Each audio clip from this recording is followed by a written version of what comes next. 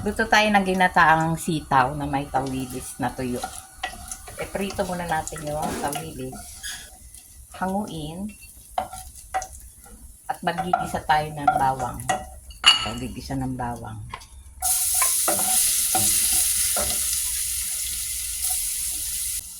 Lagyan natin yung sibuyas at siling haba.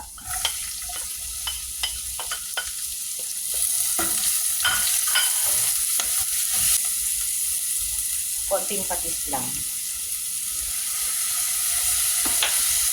Lagyan na natin yung sitaw.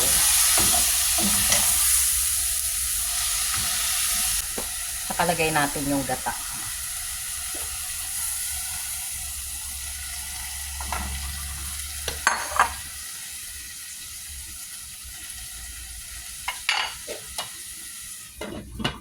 Hintayin natin maluto. Ilagay natin yung dilis sa ibabaw. Yan, luto na yan.